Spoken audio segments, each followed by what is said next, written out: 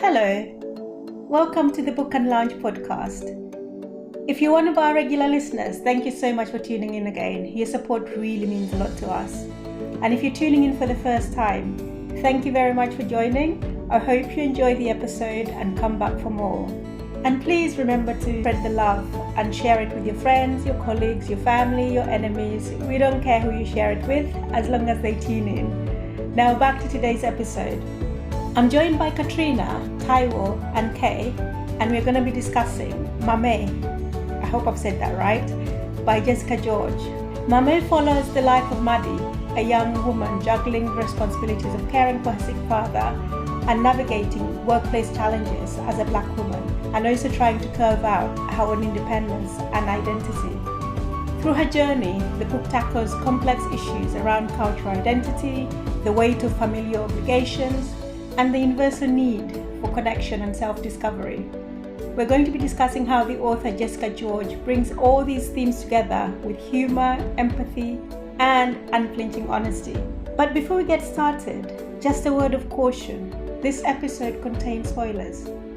With that out of the way, sit back and relax, and let's explore the world of Maame together. So I guess if we start with just like a general summary of what we thought about the book. We liked it, didn't like it. Well, yeah, what we thought basically, just general overview of the book. I liked it. Okay. I like the fact that it's easy reading. I like the fact that it ends on a happy note. I like the fact that, although I know, was it Isaac? Yeah, it's probably Isaac that was complaining about so many tropes being ticked, like tick box. I liked that. So, yeah. I just liked it. I liked the protagonist as well. I mean, she's very relatable. Mm-hmm. Flawed, but relatable. Yes, I liked it for fairly similar reasons. It's easy reading. It's light reading. But it does address...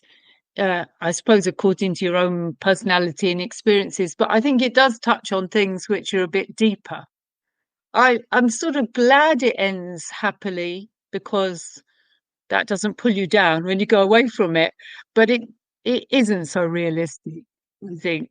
I got, like you said about Isaac, I got what he meant about that. But the in-between parts and the life and everything, yes, it was very believable, I thought. I think you both say happy ending. I wasn't sure it was a happy ending. I think it was like, let's see what happens ending. Because yes, she's still trying to sort out her life. And we don't know what's going to happen with her new love interest. So I don't know if I would describe it as a happy ending, but I get what you mean. I was happy that she kind of sorting her life out and things are beginning to go the right way. But overall, I really enjoyed this, and I read it a second time. I did not enjoy it as much the second time because then I started picking out the stereotypes and the TED Talks. I think the first time when I read it, I just read it as a nice story to read, and it really kept me engaged. So I think I read past all of those TED Talk moments and just enjoyed it for what it was. And I think the main character, as you said, Taiwo, was very relatable. I felt like I was kind of like reading something it was like my little sister, basically, like what she was going through, and just felt like sitting her down and shaking her a bit and telling her that's not how you should do things. And even when I finished reading it, I still found that I was still thinking about her and thinking about what she might be doing on that specific day. So I really liked it. It just really grabbed me the first time round. I still enjoyed it the second time, but I wouldn't say I enjoyed it as much the second time, because then I started picking out the flaws and the other things that I didn't necessarily see the first time. I think I enjoyed it for all the reasons that have been said before. It was a nice, easy read. I enjoyed her character. I liked her voice. I believed her. I liked the ending. I actually thought it was a happy ending. I thought the ending on that relationship and a hint of possible success in the future. So I thought the foundations of that relationship were deliberately set up in a way to make you believe, okay, this is something good that's going to happen to her. So I took that as a happy ending. I like it was very circular. It kind of at the end it went back and it picked off a few moments that had been trains of thought that had started earlier in the narrative. It wrapped them up neatly at the end. I thought it dipped a little bit in the middle. That's I thought it kind of meandered a little bit, but she brought it home in the end. I have to admit, I picked up on all the TED Talks and all the stock characters throughout the book when I was reading it. I only read it once, but for what it was, I don't think this was meant to be a really deep exploration of an experience. I think it was supposed to be a light read. I think somebody in our discussion said for what it's meant to be, it does it really well. And I agreed with that. And maybe we'll go into this, but sometimes you feel like there's pressure on particularly Black authors to deliver this real, magnus opus of this real deep character explanation that tells you everything you need to know about a particular experience. And no, I don't think you do. That shouldn't be that pressure or expectation on authors. She's delivered a nice light read. She's given you some insight into a different world. And it ends happily. What's wrong with that? Goodness knows. Today we need something which makes us feel a little bit better, given everything that's going on in the world around us. So, thumbs up from me. I just want to start off, I guess, with the title of the book, Maame, and also the name the name that's assigned to the main character. So the meaning of the word, I guess, it holds a lot of weight for the main character. And how do you think the word itself and the character evolve throughout the book? So Maame means, is it woman? Mother. Okay. Mother. Oh, mother. Carer. Carer. Mother, carer. Woman. Little woman. Yeah. And so it's given to her as a child, and then that's the name that her parents call her. And throughout, she feels that she's living up to the name, because there's a lot of responsibility placed upon her from a very young age. And so how do you feel that she and the name evolve throughout the book? Well, she does inhabit that name, right? From when we meet her, she's got these caring responsibilities. She's very much stepping up in a way that you don't see her mother stepping up or her brother stepping up. But I think the juxtaposition of that is she's quite childlike. Yeah. And I think that comes through in the relationships that emerge as we go through the book. Is it Benjamin, her relationship there, even her relationship with some of her friends, the way she approaches some of her work relationships, how she manages those. So I think it's an interesting play on the word in that, yes, she is this, but she doesn't have all the experience and the understanding around that, if that makes sense. She's very much developing as a person. And as a reader, you do go through these scenes with her and you think, oh dear, what are you saying? What are you doing? Oh my gosh, don't do that. He's got bad news written all over him. I can just tell from the first paragraph, but off she goes. And yeah, it's one of the developments that happens through the book. It's her becoming a bit more of a woman in an experienced sense, not just this is what we call you. I see it as like as she's growing up, she's very proud, that she's the responsible one. She's doing all these things. She's being praised as being the little mother. And then at a certain point, she realized she's been sort of suckered into this, and it's exploiting her. But she's kind of trapped by the responsibilities she took on proudly, and then realized that actually other people should be taking some of these responsibilities. And yes, of course, although it doesn't reflect on her as responsible in an adult way, it's just the little mother, isn't it? The little girl who's good at being a little mother, not a woman who can handle adult things, really. And I think she's not street smart. She's got responsibilities at home, but everything else, she hasn't really grown up because she's always had this additional responsibilities at home. She's not had the opportunity to go out there, experience life, and then become street smart like her flatmates, for example, or even her friends. At some point, she then falls out of love with the name. Yeah.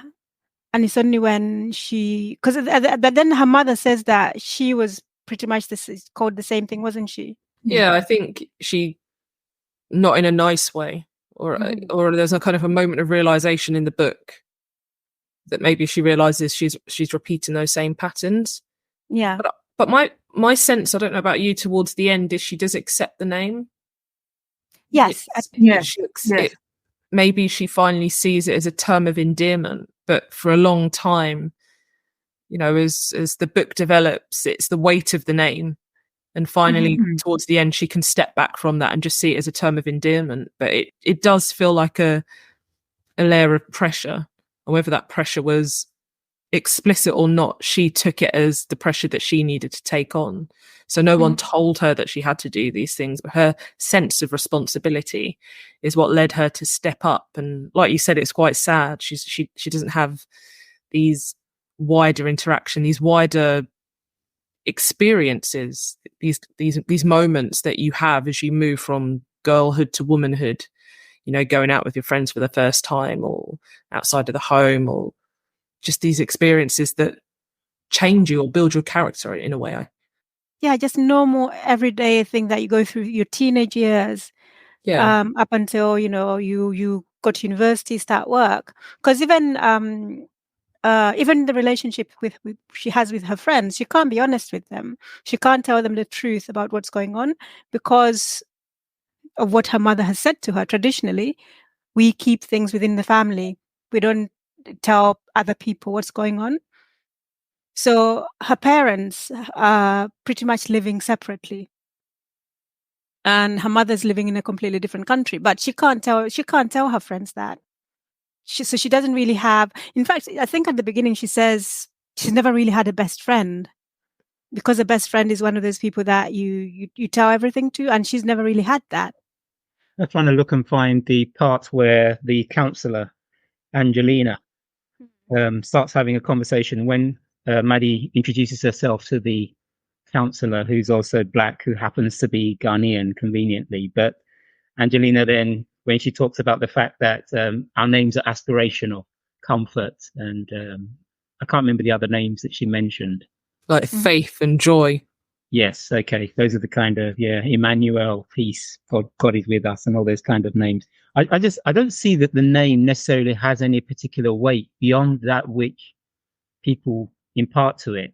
And I feel that at one stage they imparted a lot, but at the same time she was complicit in that weight that they were giving to the name. The little woman, as you said, Katrina, at a stage, and I can understand why, when she was younger, it's like a small child saying, I'm a big boy now, I'm a big girl now. You're leaning into the name, but later on you're realizing that the name is being abused almost because there's an expectation. It is only later on, when she kind of flips the script and she pushes back, then people start realizing that the boundaries are moving between who Maddie is, or who Maddie wants to be, and who they perceive her to be, because she's accepted a particular role in the family. And the more she does, the more is expected of her, and the less the burden on her brother or her mother, because she's accepted this particular responsibility. So I think it's not so much the name, it's more her expectation and their expectation of her, and it becomes a vicious circle, and it seems to just go down and down. But has she accepted the role, or isn't she just doing it because nobody else is? But if she didn't do it, wouldn't they step up? We never find out whether anyone would actually fill in the gap, because she never allows the gap to just form by not doing something. She always steps up. But also because she was probably quite keen on the role when she was younger, and perhaps enjoyed it, or at least aspects of it. So her brother and her mother may not even notice for a long time that she's actually not happy with it. although I suppose that's not true, because she is complaining to her mother that she feels depressed. But maybe it takes getting to that point before they realise that the little girl, Maddie, who liked being the little mummy and looking after daddy, is, she's moved on. She needs to move on from that, and she isn't happy in it anymore. So I guess it takes them a while to notice, and then of course it's actually inconvenient for them when they notice, if they notice. So that would in its way block their recognition of, especially the brother. I mean, he's not really interested in coming home and helping out. So if he's convincing himself that she likes her role, that just lets him off the hook more. And I think her mother to a certain extent as well. Because I think at some point, at an earlier point, she probably was happy in the role, being grown up, being close with her dad. But I also think that she does ask for help. It's not that she takes on the role and then doesn't ask for help. She does ask for help. She tells her mother she's struggling. She tells her brother to come and help a bit more. And they do know that she's struggling. I mean, she's paying all the bills. She's doing all the caring. She's cooking. She's doing everything. I feel as if the role was forced upon her rather than her embracing. Yes, I get what you're saying, Katrina. At the beginning, when she was a child or a younger age, she enjoyed, being called little mother and so on. But I think especially after her father became sick, I think it was more forced upon her because they saw that, she's coping. And so they didn't feel that they could. Or expected of her. Forced. I think it's forced rather than expected. But it's also wrong for them to expect it of her, because if you think about it, she's the youngest child. Her mother's alive and well, and nothing wrong with her. So why would you expect that of your youngest daughter?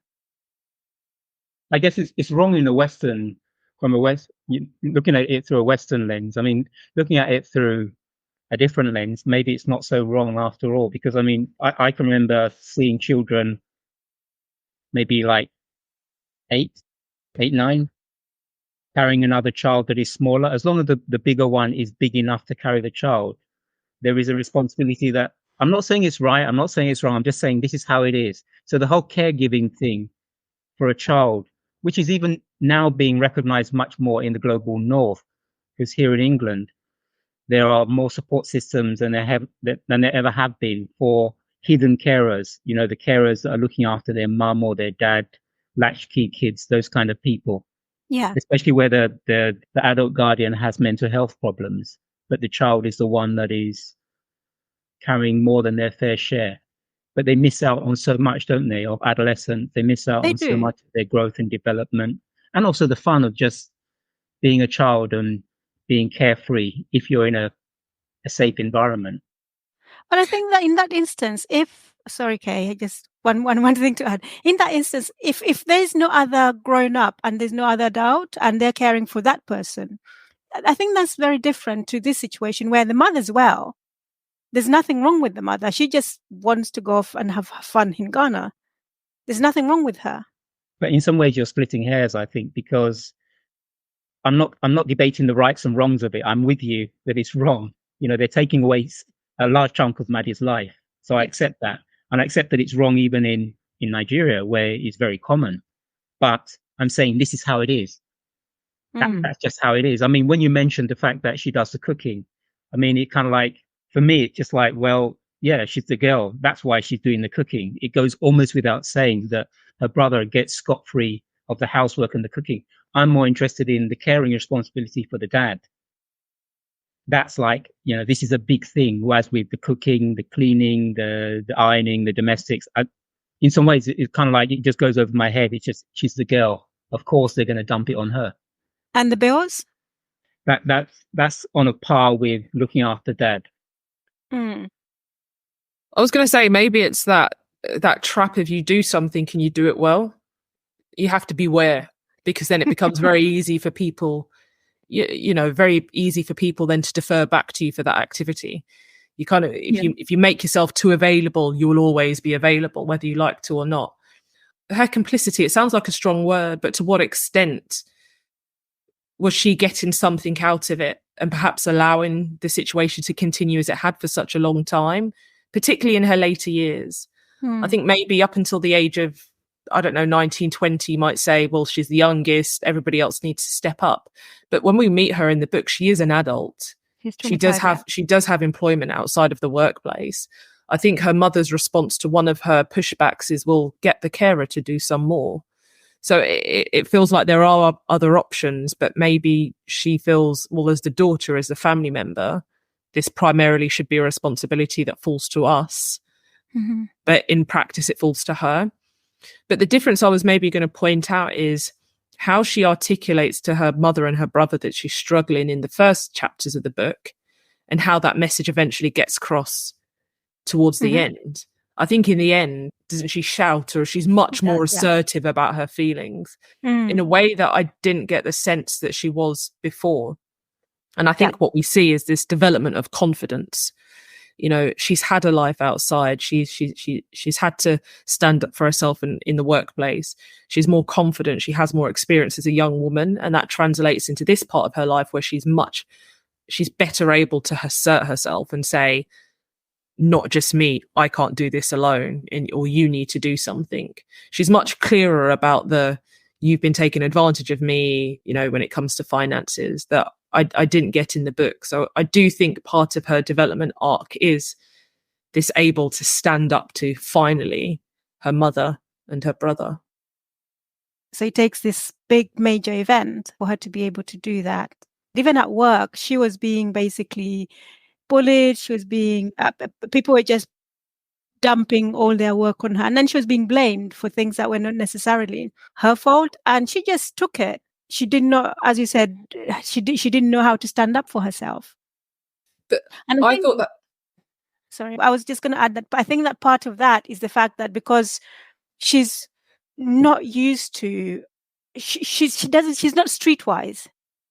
She doesn't have that information. She doesn't know that actually, if you're dismissed, you can go to HR, you can complain, you have rights. She doesn't know that. And because she also doesn't talk to her friends in that, at that level, so she doesn't know that she can do that. I was wondering whether she didn't know it, or whether she just lacked energy to do it. Yeah, I felt that by the time we meet her at the beginning, when she is an adult, and we could say she's sort of complicit in it, but I feel like she's so bogged down in it, and this depression that she's got is it's preventing her from seeing the wood from the trees. That she can cope with just carrying on what she's been doing all the time, putting one foot in front of the other and keep going, but she can't cope with, you know, innovating anything. And then, I mean, the two things happen, isn't it? One is that she leaves home, which seemed to make her was a good development, but then also the father dying, and that leads into the counselling and so on. That she does get a bit of relief from, you know, presumably her depression is lifting a little bit towards the end, it seems like it. Because I just felt at the beginning she's so involved in it all and ground down that, and nobody's listening. Her mother's only interested in getting her married. She's not listening to why she isn't going out and meeting people.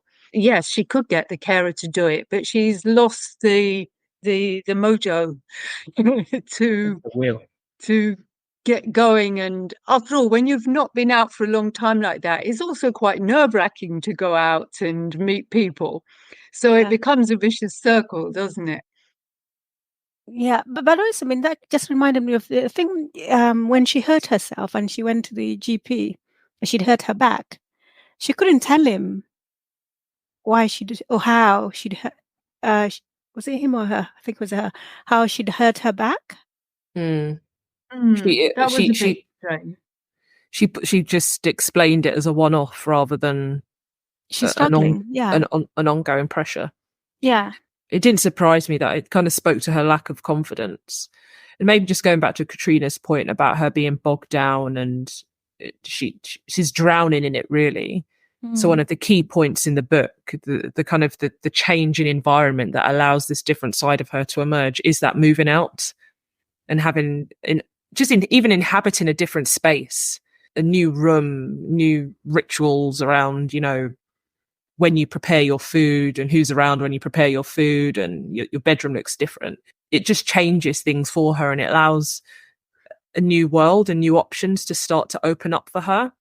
And presumably through that time, she's still visiting her father, but now it's a place she goes to and then she leaves. She's not in it the whole time. So I think it's a key moment in her development and her beginning to challenge some of what have been her norms until that point. How then does she change, and how is it that she looks at things differently when she leaves home? I think she has a different perspective. She starts to grow in confidence. She's around different people with different ideas. So it's one thing to be in your home. To me, it was almost the story of like when you go to university, one of the social benefits of moving into these different spaces is you do meet people with different ideas. You do meet people with a different way of thinking or doing certain things, and it challenges you. Maybe you don't like that way of doing it, and maybe you think, oh, that's an interesting way of thinking about something, or that's a different way of doing it. And you definitely get that sense that she's meeting two new people in her new flatmates. And I think she eventually, Cam and Joe. Yeah. And maybe it's not always a positive influence, but it's a different influence. Like for me, I think it's interesting that Joe's kind of presented initially as this kind of this party girl. She's so beautiful. She's so confident. She's so assured. Yeah. And I think you see that through something we haven't touched on. I think that's the beauty. Maybe that's not the right word, but what works well about the first person is that you do see it through her eyes. But actually, I do think at some point she comes to realize that why does she constantly need to be surrounded by other people to feel validated all the time? There's almost something wrong with that as well. But the fact that she can see it as well, she identifies it, doesn't she? It's but like later on, eventually. Yeah, eventually. Yeah. But what she immediately perceives as this fun-loving, isn't she the one I'd want to be like? Oh, isn't she amazing? She sees the different side to that. And again, I think that's her growing in confidence, her self-awareness. And again, she wouldn't realize that until she needs to live that experience to be able to learn that lesson. So this is why I think her moving away is so integral to her development. Because she writes a list of the kind of Maddie she wants to be when she moves out. And then I think there are things like, going out, getting drunk, which at 25, you think it's a bit late. Losing their virginity. Well, exactly. Going on dates. Yeah. And then I thought the first night where, I think, was it when she was going on her first date with Ben and they were choosing out outfits for her to wear. I thought that was quite endearing, but it's what you do like with an 18-year-old. Not someone who's 25. Yeah, it's a bit childlike, but I think it also speaks to the type of book this is as well. You do have these stock characters and these stock moments. The development of the woman, at some point she has a makeover by her friends, so it features in there, and it did feel quite childlike. But again, it's this sense that she's been held back in so many ways, that this is her moment to step forward and have those moments. But are we going to talk about Ben? Like, come on. Like I said, like bad news. Like the first paragraph, you just thought, oh, come on, what's going on here? But it's all first person. So you're all seeing it through her eyes, Maddie's eyes. And she's like, oh my God, he's so good looking. He's so mysterious. Oh, he looks expensive. This is great. And I'm reading this thinking, come on, something. I was taken in by Ben the first time I read it. I believed Maddie. Did you? Well, I did. I thought, he was his hot stuff, right? I just thought he had money. He did have money. When she mentions to Ben, you've done this before, I thought, yeah, that's it. But I thought the picking up at the theatre thing was, well, that doesn't happen to me. Obviously, I don't wear the right things. But, you see somebody who looks, obviously, she thought he looked good looking, and they actually want your number. There was that was very, I don't know. I mean, that it's things like that in the book which I found a little bit. Yeah, they're very lucky, and moves the plot along. But yes, how weird that he asked her to his house for the very first date. Yes. That's a very bizarre thing. I thought sounded dodgy. But even dodgier that she went. Well, I don't know that her going was dodgy because she doesn't know any better, despite the fact that she did Google whether it was all right to go to someone's house for the first date, didn't she? And I think there was something about the person being a serial killer. Exactly. There was that run. I think one of the answers was run. That's what I'd be thinking about.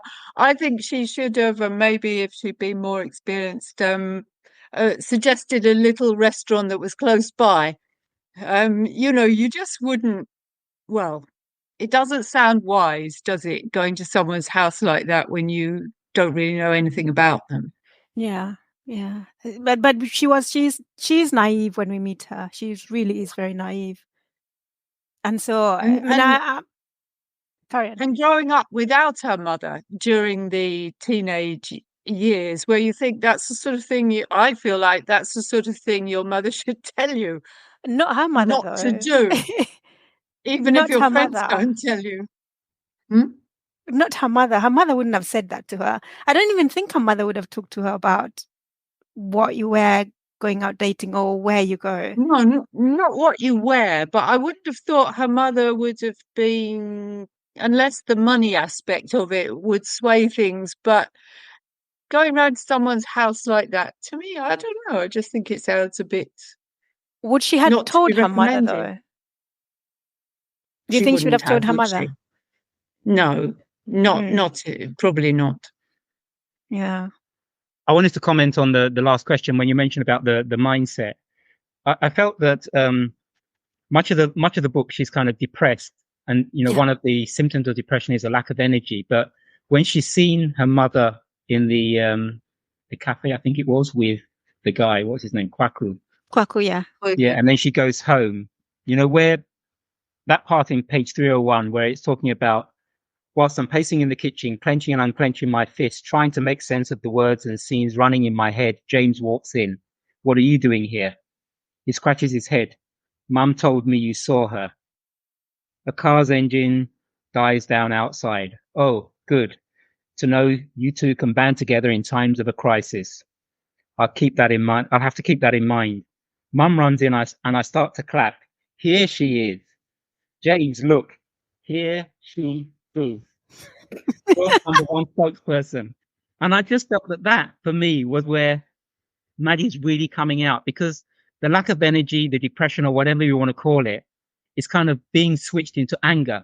And she needed that anger to kind of turbo boost some kind of at least emotion, where she's seen her mother, she's calling her mother an adulterer.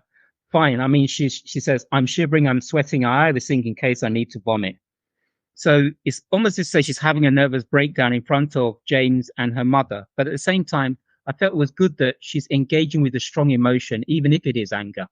Mm-hmm. It's like she's coming alive finally. Whereas the rest of the time, it's like she's almost drifting through life and just almost being a passenger, looking at things, and things are happening to her, but she doesn't seem to have a lot of ability to affect things that are going on. It's rather things are affecting her. Whereas now, through anger, it seems as if she's grasping her life fully and shaking it, like she's come awake. But it takes her father dying for her to be able to do that. Because I think it's the anger from the grief and the loss that's making her do all these things. She's now unhinged. She can, she feels like she can actually say whatever she wants. So but I guess it's all there, isn't it? It's in her, but it's how to bring it out. Yeah, and I think at that point she's suffering from a lot of guilt, and then there's that combined with the loss and the anger from the loss. I felt that she became somebody else. Once her father had died, she's actually, well, I've got nothing to lose. I'm just going to live life how I want to live it. I don't care about my mother anymore. I don't care about James anymore. It's about me, because I think up until then she'd been doing the things she was doing because of her love for her father.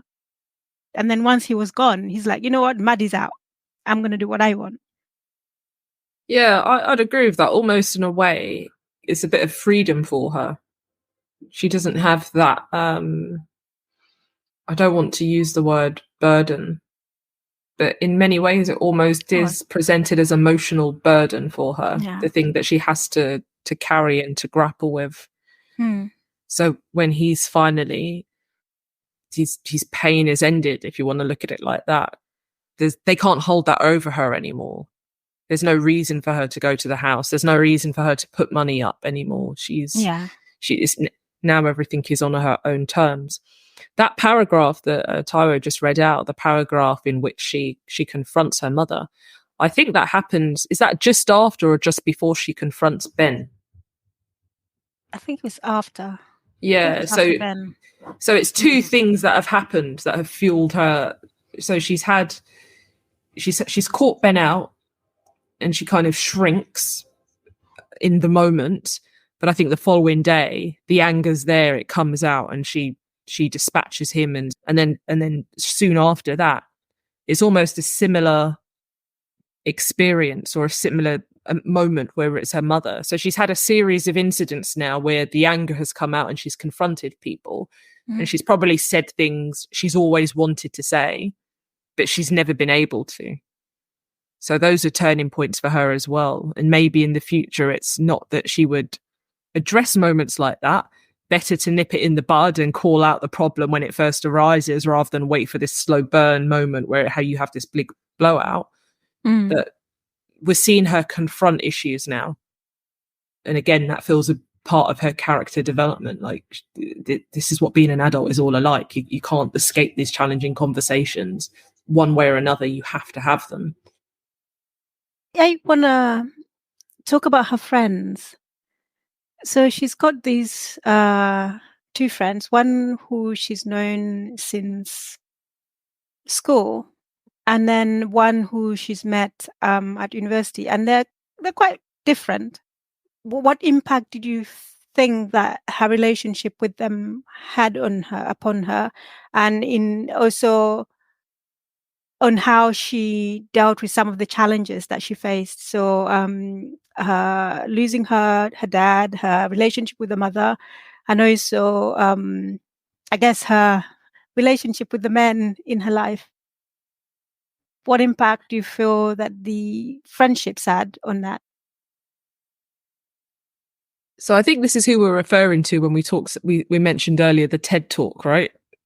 There are some interactions with the friends which were a bit TED Talky, particularly after the Ben breakup, and they explain to her what it means. And it's very convenient, and it's very authoritative. I'm not convinced that friends in that situation speak to each other in that way.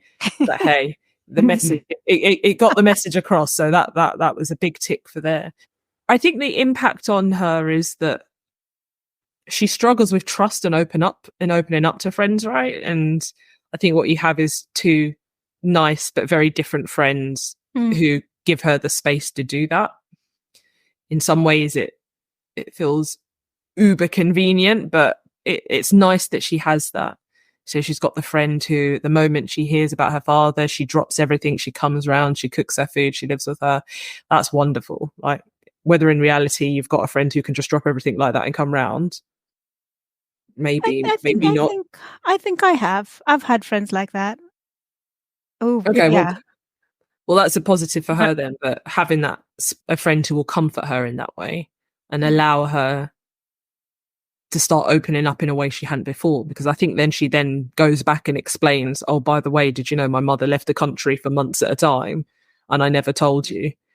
So she's able to address some of those. I think Shu. I like Shu. I like Shu so much. I wasn't sure I believed her all the time, but she is the no nonsense one, isn't she? She is, yeah. So again, she's no nonsense. Again, I think maybe it's the stock characters. It's the caring one, the one who rubs your back and holds your hair when you're throwing up.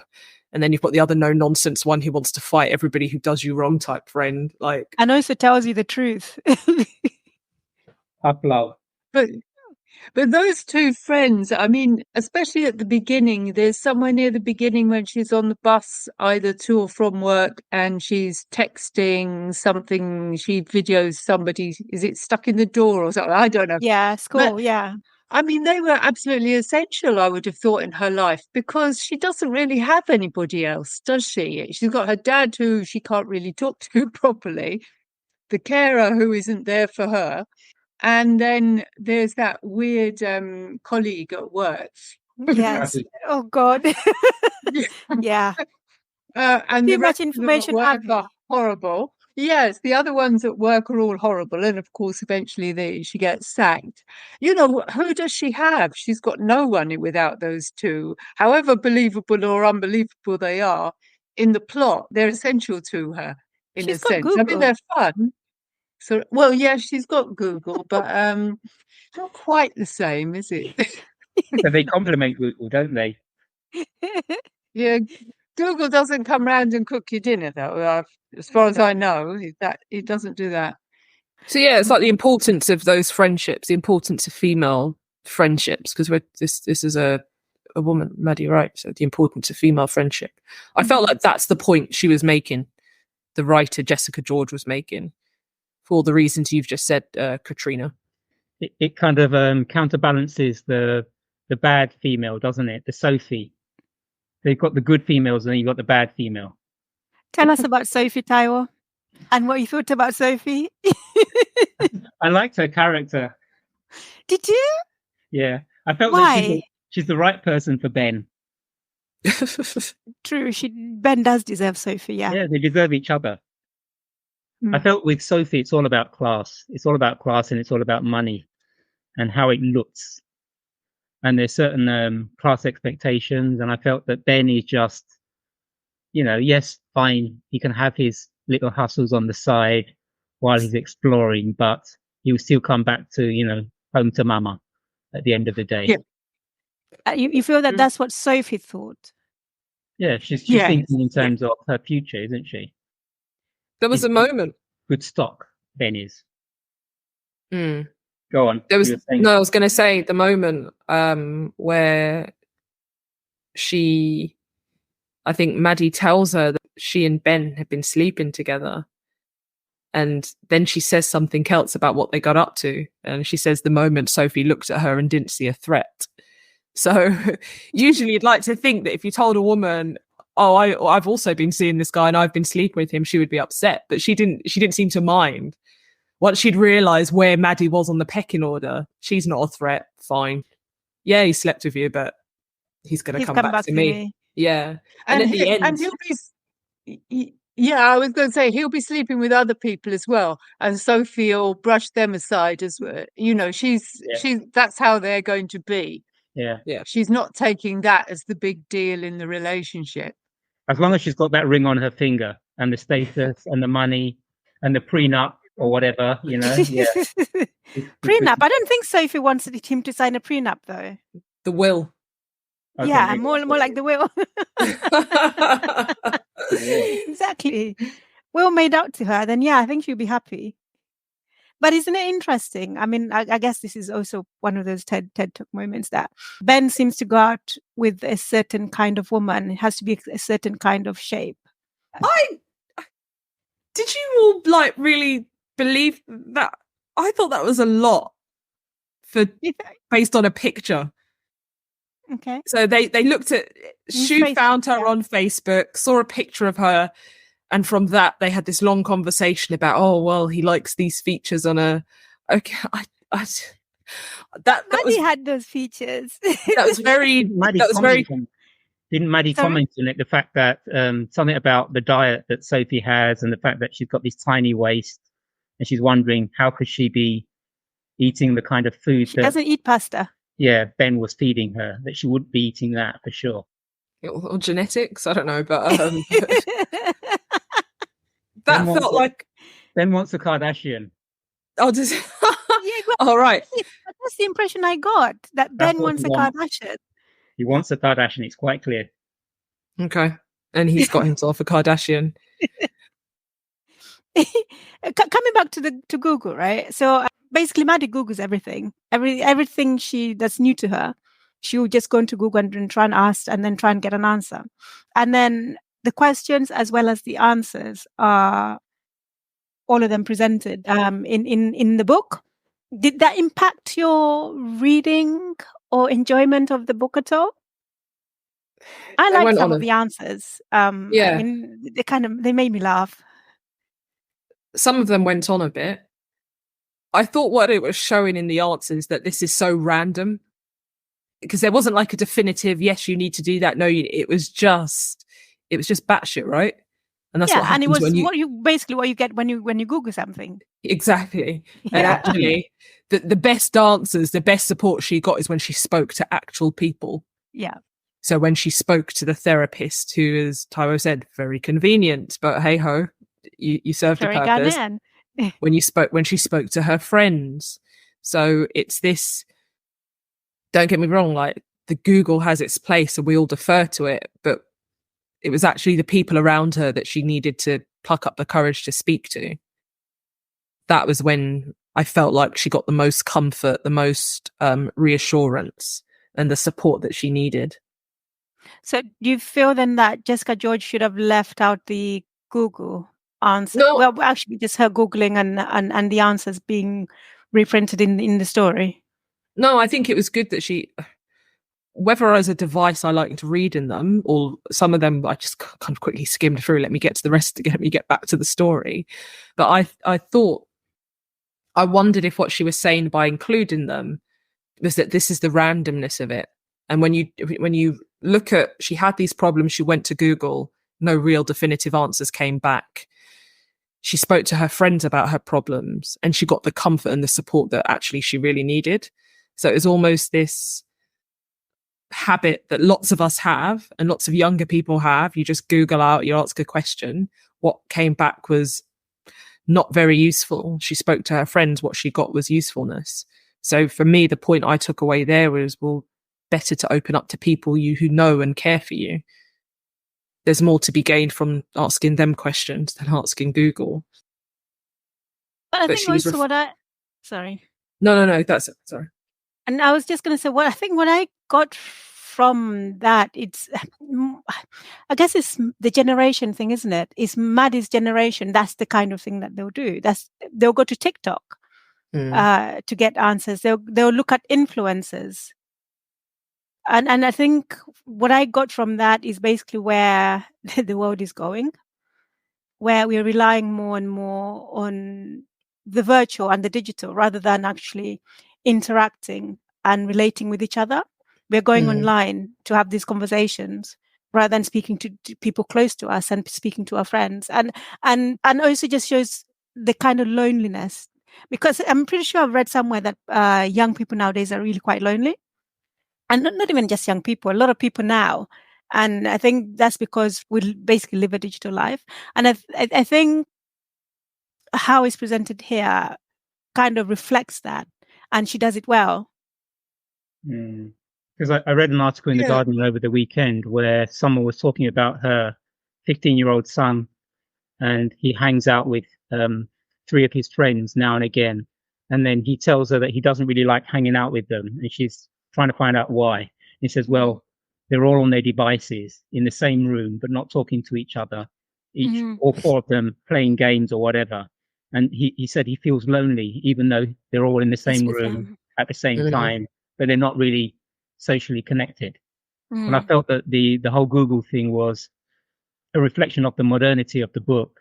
But at the same time, as you said, the fact that a lot of the younger generation seem to live their life online, and they see the world and navigate the world through the online facility that's available to them.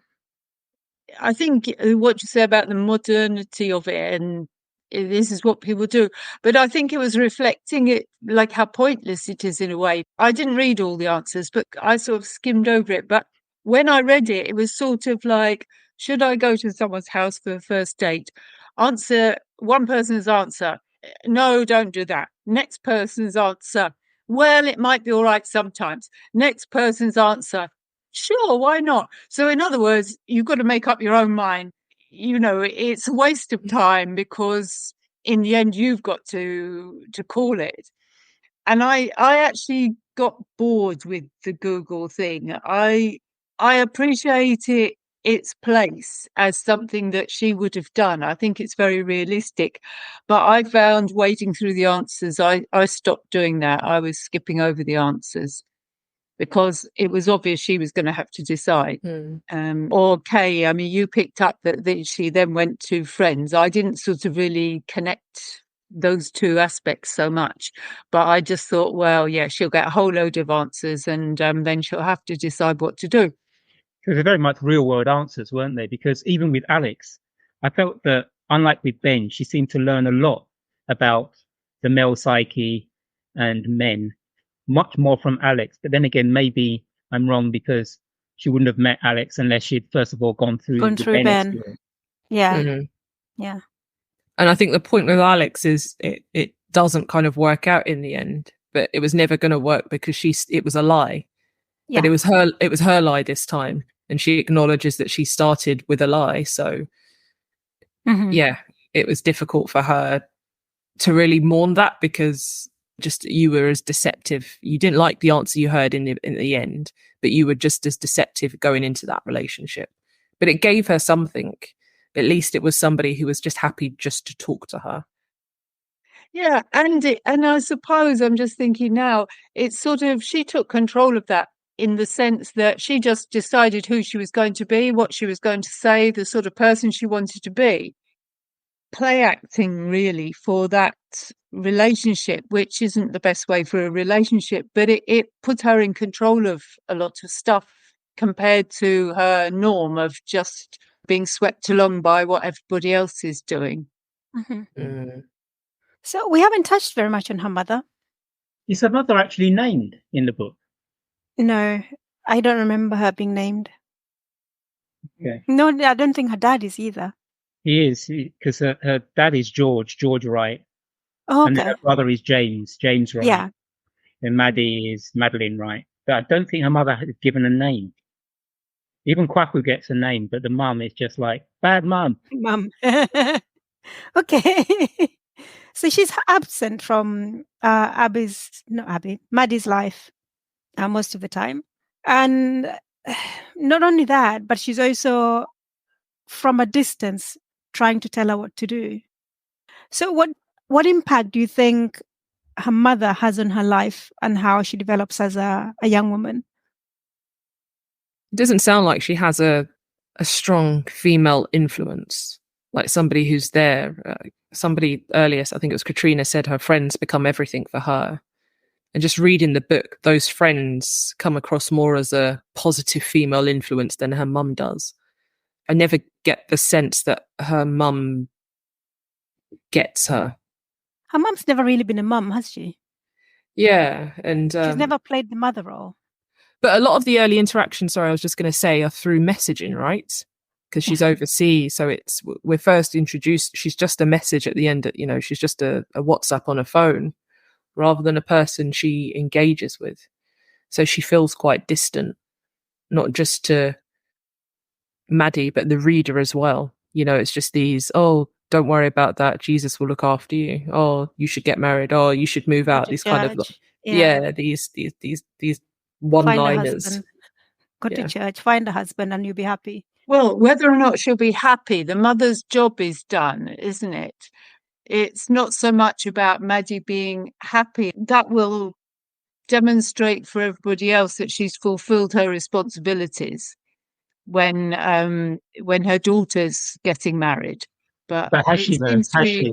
Because if the responsibility is for the mother to prepare the daughter for marriage and for the world in general, Mother A will do it and nurture and prepare her lovingly. Mother B will not. But they're both mothers, aren't they? I mean, there's some argument in my head that is saying, well, yeah, she was a distant mother. She wasn't abusive. She was just distant. Oh, wow. so that's the bar. As long as you're not abusive, you're a mother. Yeah. Well, she gave birth, so she's a mother automatically. But the thing is that I tend to feel that if her mother were closer, I mean, geographically, socially, supporting, Physically. nurturing, all the rest. The personality that her mother has, which is quite, I wouldn't really say overbearing. It's a particular kind of West African or maybe African mother that she seemed quite one-dimensional almost. She's supposed to be quite overpowering, and Maddie is quite malleable. She's quite, is it introvert maybe? She's an introvert, yeah. Yeah. So it's like the mother. I felt as if for her to be a nurturing mother, she just needs to give Maddie time, and that's one of the things that she's not able or she's not willing to give Maddie to. Who is this child? Unlike James, I think James will give as good as he gets, whereas Maddie, she'll just receive. She'll just be like almost like a punt bag, and she'll internalize it. So I just felt that the mother, if she had been closer and been present, she would have just smothered her with her overbearing nature.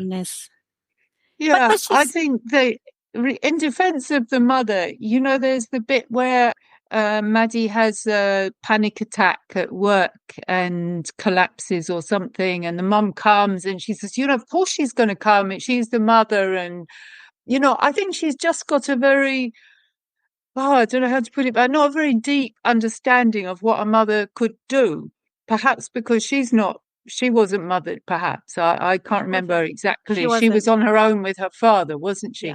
Yeah. So she sees certain things that she's supposed to do, but they're really quite superficial things, and that's why I think getting her daughter married, inverted commas, happily married, she wouldn't necessarily think about all what you said, Taiwo, of the preparation that goes into developing yourself to be able to cope with being married and dealing with relationships. I don't think she sees any of that. She's just a very different personality, isn't she? And also there's a lot she doesn't know. When I say she doesn't know, there's a lot she doesn't know in terms of living in society here in England, compared to, she spends a lot of time in Ghana. She's grown up in Ghana. And whereas Maddie obviously has grown up in this country. And I think that also presents a lot of difficulties for the mother that she hasn't analysed, but which are there. Because like you said, Taiwo, if it was all going on in Nigeria, it would look sort of, so what? You and so many others. Whereas the mother's, she's got the insight that if social services get their head, find out about it, that might lead to problems, which is what she's saying is, that's why I told you not to talk to people outside the house. She explains that. I can't let the mother off that lightly, because I feel that part of it is that the mother doesn't want to know. I mean, the instance of when Maddie saw her with Kwaku in the cafe, and Kwaku is comforting the mum. And the scene is quite tender because she's crying. He's holding one hand, I think, and with his thumb, he's wiping away the tears from her cheeks very delicately. Obviously, she has an idea of how things can be, how a person who is hurt can be comforted. But with Maddie, she doesn't seem to want to try and understand this particular child who is not like James. James is more like the mum. Maybe Maddie is more like her dad, very quiet, introverted, and taking a lot on board, looking, seeing, feeling, but not really giving out much, not really saying much. But that doesn't mean that she's not going through a lot internally. So I feel that the mother is that she really just doesn't really want to know Maddie. I thought the mother was quite selfish in that she's had these children and then has just decided that actually I don't want to be with the father. I'm not going to divorce him. I'm just going to leave my children and go off and have a nice life in Ghana with my lover. Don't really care very much about the children. They can look after themselves. No, didn't she not start leaving when Maddie was about 12, if not younger? Yeah, in the beginning, she was coming back more often, wasn't she? But the older they got, the more time she is obviously spending away. And just, I think that's the thing when you're a long way away, you can't see, so you can tell yourself that they're getting on all right, can't you? I agree with you, Taiwo. She doesn't want to know. It's too difficult for her to cope with all that, because then I suppose she thinks she had to look after her father. She had to marry somebody that she didn't choose to marry to satisfy, again, her father and his family. She probably feels she's done a lot. Now she's going to, the children, okay, they're pretty well grown up. They seem to be coping. You don't look into it too deeply. Because James, we don't know much about him, but James is selfish as well. He's selfish, but just being a man. Getting on. He's just had to run away, really, to make friends with everybody else. Whereas Maddie stayed in the home. He's gone, and what does she say? He's got himself adopted by different families. His friends, his friends' mothers. Yes, exactly. But he's also, I don't suppose if we were to delve into James, that he must have his own issues, I'm sure. He probably does. And also, I wonder how well he's actually doing economically. I think I didn't think that he was. I thought a lot of it, especially with the music business, a lot of it is just glitter, isn't it? Glitter, but not gold. Yeah. Mm-hmm. I thought that too. I didn't feel that he was actually doing as well as he'd want to.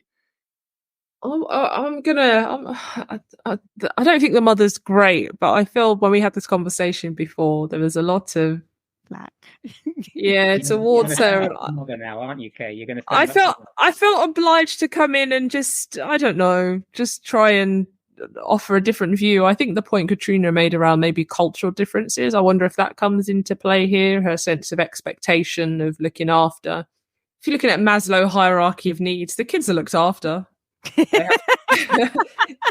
They have food, they have shelter, they're going to school, What about the higher needs? Well, I that's the bit that's missing, but I wonder it wouldn't be the first time I've come across parents of a certain generation for whom those things aren't quite understood. Being a parent was about, I put food on the table. There was food on the table every night. I made sure you were looked after. I made sure the bills were paid. I did a great job. And this idea of, well, you weren't there for me emotionally.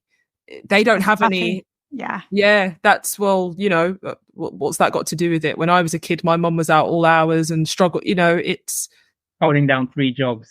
And you're talking about fluffy Western notions or, But they're not fluffy. They're not. They have a place, and we see in Maddie what happens when those needs aren't nurtured. But I find it hard to just write the mother off as just she's the bad character. I think somebody said earlier she doesn't know. I don't think she does know, and I think she had in James a son who was self-sufficient. Maybe he got those needs addressed elsewhere, and so maybe she didn't truly appreciate that Maddie needed more. But I think it's also worth pointing out that she does come back. And one of the reasons she says she comes back is she recognizes that Maddie needs to go off and fly there. Yeah. So as neglectful as it sounds like she has been over the years, her returning is the catalyst for something bigger for Maddie. Maddie wouldn't have felt that she could leave unless her mother said she was coming back. So, but then she killed her father. Who started that rumor? I just wasn't accepting that. No, I think it was just she wasn't there. I think that was the shame. Maddie wasn't there and felt bad, but she at least wanted to know the mother was there, and the mother wasn't there. So Maddie's guilt was, well, if I was still at home, I would have been there in his final moments. But yeah, I don't think she was that good, but I don't think she was that bad. I just think there was an awkwardness around that relationship, and that idea of ambiguity about how you take the mother. I actually thought that was more realistic than having this evil mother or, this overly saccharine, she's my best friend, type mother as well. And in the end, they seem to make their peace. And again, that's realistic to me. There are people you don't like their ways. Maybe you didn't like things they done, but you make your peace with it in some way. You come to an accommodation. Yeah. When you redraw the boundaries. But at least everyone knows where everyone stands. The mother's not really going to change, is she? She's still going to be the mother. Don't you talk to me like that. I'm your mother. I carried you for 9 months, regardless. If you want to lecture about the church and marriage, go and tell your mum about your relationship. If you don't want to lecture about church and marriage, keep your business to yourself. You know? But what about the father? I mean, we only see him in the book when he's obviously too ill to even really say very much. But he presumably didn't get that bad overnight. And he's also allowed Maddie to be the one who's, fallen into this. I mean, I suppose it might have crept up on him more than he realised. And we don't get the sense that he was a modern dad, do we? He also seems to have been very distant when he was able and, out and about and all that. Yeah. I also think, I'm saying it because there's a lot of potential criticism aimed at the mother. yeah. But should the father also be taking on some of that, I wonder? I agree. I absolutely agree. And I was just going to say, I think they're people of their generation. So I think the father at that point, the father didn't think that it was his duty to, as long as he was putting food on the table, he was paying the bills. He had done his bit. And I think people of that generation, that's how they saw fatherhood.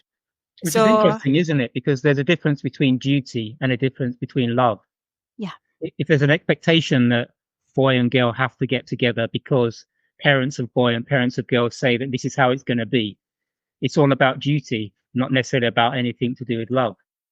And that's the parents' relationship wasn't anything to do with love. That was duty to their parents.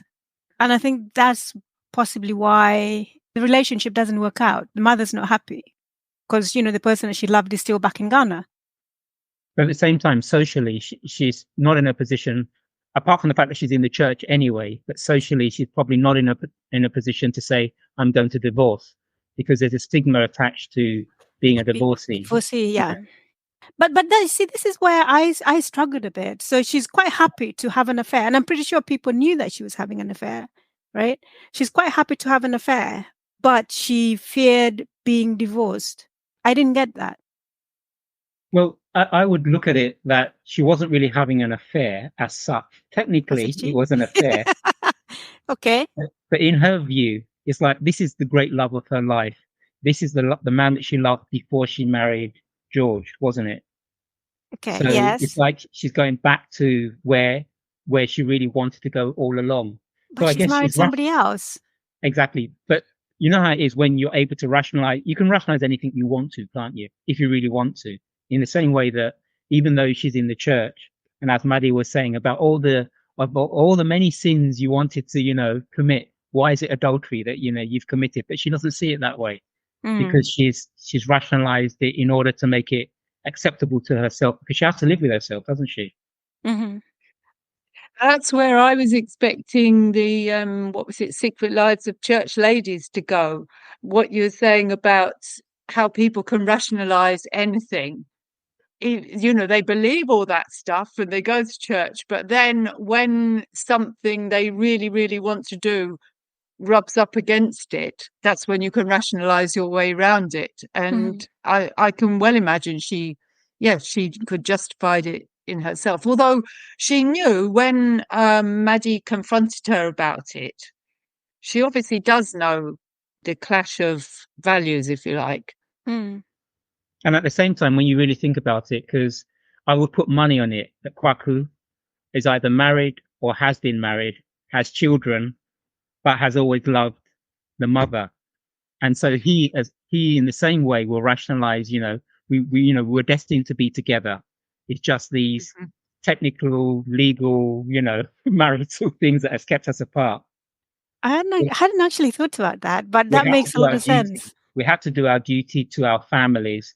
It's our families that said, you had to marry that guy, I had to marry this girl, but we've always loved each other. The real me, the real essence of who I am has always been. Yes. And they've raised we don't know about Kwaku, but Maddie's mother has raised the children to a point at which they're able to cope. Maybe they would have done much better to have her for longer, but in her mind, she can sort of, they're getting on. They're both employed in somewhere or another, and all we've got to do is get Maddie married off, and Whether I've or had not a, she can I've, cope, she's having panic attacks, it doesn't matter as long as, she's grown up and married off. more prayer will solve that one. Very hard. I just want to come back to one thing. This is Maddie at work. So she has these she works for these really interesting women. You have the one who, Francesca, I think her name was, who was basically having a breakdown, but nobody could talk about it and nobody could tell her to go home and, take time off work because she works in this environment. This is when she was at the theatre. She works for this environment which is male dominated and she wants to prove that women can also do it. So although she's having a breakdown, she's having to go to the toilet and cry. She can't basically take time off and deal with her depression. And then obviously Maddie gets sacked because allegedly she hasn't done something. And then in a second job, although she's employed as I think editorial assistant, she's really just making tea and arranging people's calendars. So she doesn't have very much luck at work. But also she, as we said earlier on, she at the beginning is not very assertive. And so when these things happen to her at work, she'll go to Google. She really won't talk to her friends about it.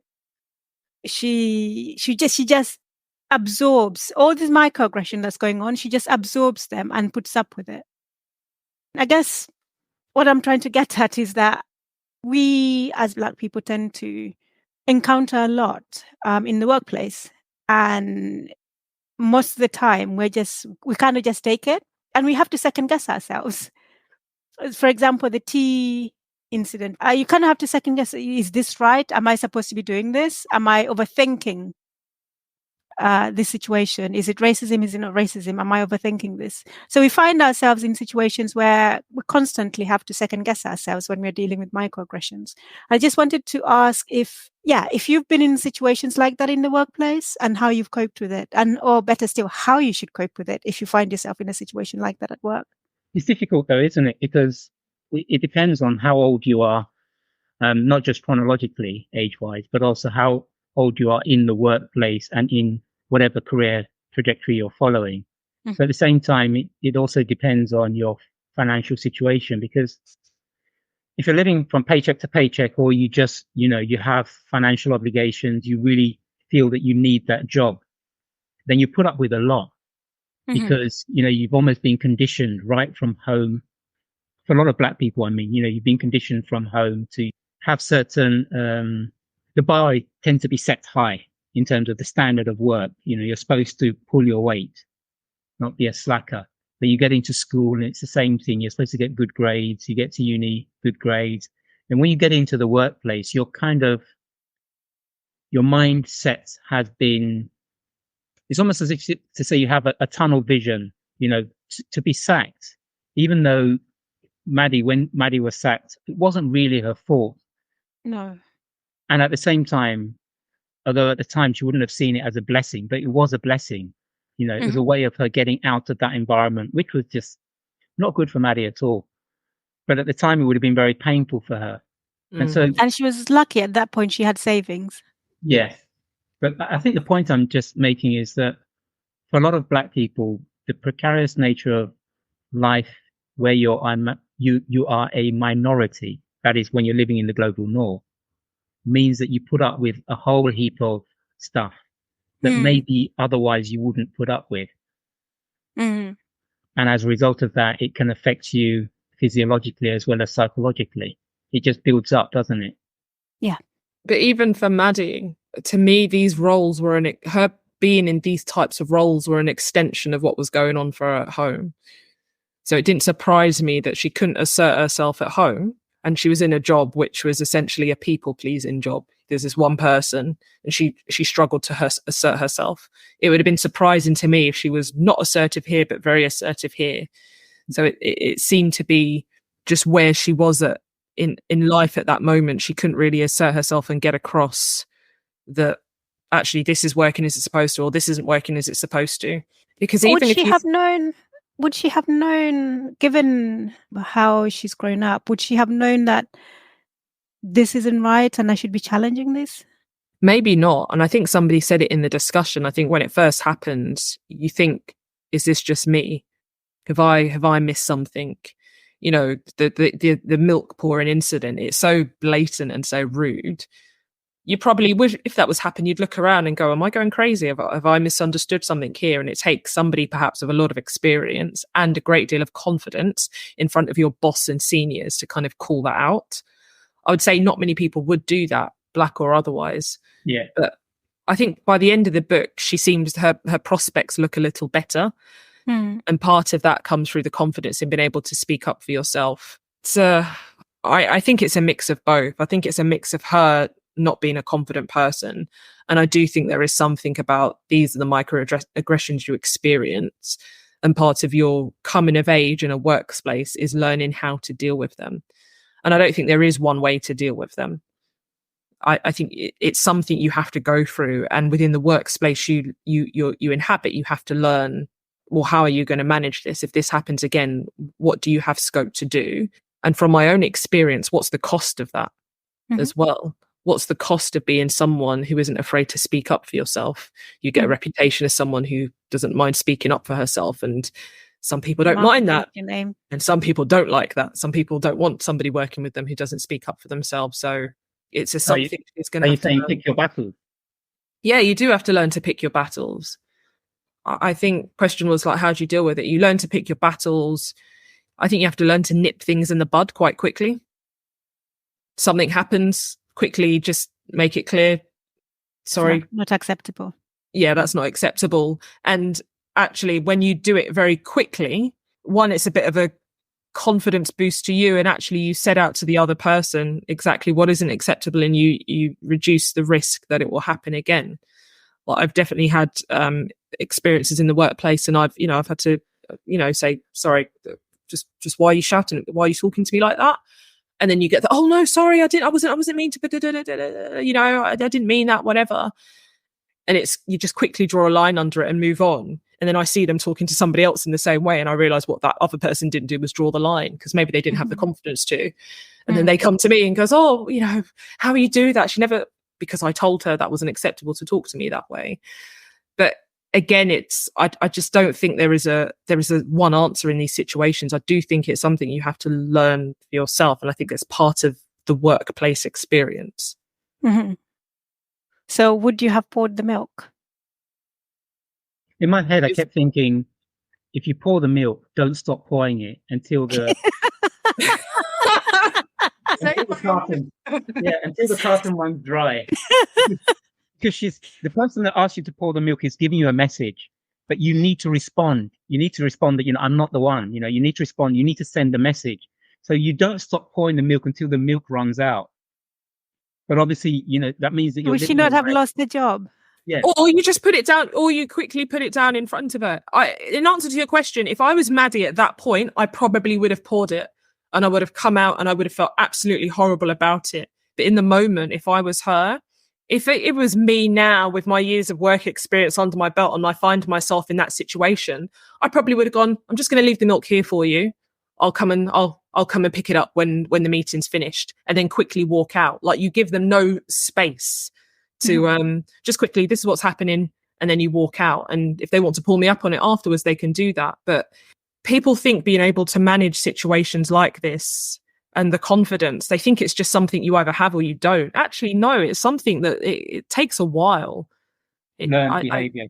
It is learned behavior. You learn something. One thing too many happens, and you realize if you don't say something, you're forever going to leave work feeling bad. So you've got to do something. It's something that I think it takes years, actually. But I think also, in that situation, I think for me, I'd be just so surprised that I'd probably just pour the milk and then think about it later, and then think, I shouldn't have done that. And then would you have said anything about it afterwards? I think I would have. Okay. I think I would have, yeah. Time would have gone. Possibly, yeah. But hopefully you'd be more prepared in another, when something in a similar light comes along, you've got, because we know what we would have said if we'd thought of it in time. Lots of situations. And sometimes you can, having reflected on it, you can be ready for the next time, perhaps. With experience, you get better at dealing with all sorts of experiences in life, don't you? And I remember being in a meeting once with a woman of a South Asian background, and somebody kept mispronouncing her name. And I just remember sitting there and thinking, oh my God, this must be, oh no, this is awful. And do you know what she did? She stopped the meeting halfway and she said, okay, I just want to make sure everyone knows how to pronounce my name. And she kind of turned it into a jokey thing. And I just looked at her and I thought, good on you. Mm-hmm. She did that. She did it it was a slight humorous angle to the discussion. But you know what? But she didn't let it pass. And I just remember looking at that and thinking, okay, I really like the way you did that. I would never have had the confidence to speak up. And and she did it in a way, and she didn't come across as, she wasn't upset. There was no, or anything like that. So it's, again, I would never have known that you could approach a situation like that had I not seen her do that. And for me, I've never had that experience of people mispronouncing my name, but clearly that was something that had happened to her a few times, and she'd worked out a way to nip it in the bud, but not let it slide. So it's the things you learn, just not from yourself, but the people around you as well. That takes courage, doesn't it? And confidence. It does. And I think someone early in their career like Maddie is, and also someone with her lack of, she's depressed, someone with depression and also lack of self-confidence is not going to be able to stand up for themselves or even do that. So I think I'll leave it there. But before we go, how would we rate it out of 5? And would you recommend it to your best friend? I think I said 3.5 out of 5 before. I might edge towards a 4 this time. Staying constant as the Northern Star. Are you? Okay. 4. I'm sticking to 3.5. I would recommend it. I think it's fun, but it's still, to me, a very light read. It's fun to read, it's fun to chat about it, but it's not a book that I'm going to worry whether it stays on my shelf or not. That's a good way to put it. Yeah. Okay, I'm going to flip-flop. I'm going to go back to my 3.5. Oh, that's terrible. That's terrible. I know. But I think at the time I said, and I still stick by this, it's for what it is, it's a good read. It's not one of the books that I'm that I'll come back to. And I would recommend it, isn't it? Yeah, it's a nice read. And I think I mentioned afterwards that she's done really well in the US with this book. She has. Okay. She's been featured on shows, your middle American housewife shows, and it's really been picked up. But has Reese Witherspoon endorsed it? Not Reese Witherspoon, but somebody else in that bracket, Jenna Bush. It was her. She's got a book club, the daughter of the former president of the US. She's got a book club, and this is one of the books she picked up. And I watched an interview with her, and I was happy for her. Good for her. She's gone out, she's gone to an audience. She's told a nice story that lots of people are relating to in different ways. We didn't really talk about the portrayal of sex in the book, but I think I mentioned before that I thought it was realistic, those relationships and how she comes about it. So all sorts of things like that are being picked up. But 3.5. I think that's probably sensible. Okay. Becky? I give it a 4, and I'll stick with the 4. And I mean, I think she deals with a lot of really important themes, but it is not one of those books that you read and then you feel really weighed down after you finish reading it. Although she's dealing with these really, really important and heavy themes, she touches on them in a light way. And yes, I agree, some of them are a bit like TED Talks, but she's sending a message, and the message is there for you to pick up, to be assertive, for you not to put up with the aggressive behaviors. And I like the style of writing. I like that Maddie is sitting there talking to you. I felt like Maddie was like my little sister, sitting there next to me and telling me what her day was like, because she's the narrator. She's addressing you, the reader, and we can argue about whether she's a reliable narrator and all of that. I found that very engaging. Writing in that style, it just drew me in, and I felt like I knew Maddie. I think she's done really well. I really do. And yes, I would definitely recommend it. In fact, I've recommended this to everybody, I think. Yeah. Okay. I think it's a good book. So I'll leave it there. So thank you very much for joining and for your views. And yeah, we'll speak again next month, I think. And thank you so much for listening. If you enjoyed this or any of our other episodes, please subscribe, like, and share on Spotify, YouTube, and Apple Podcasts. Till next time, bye-bye.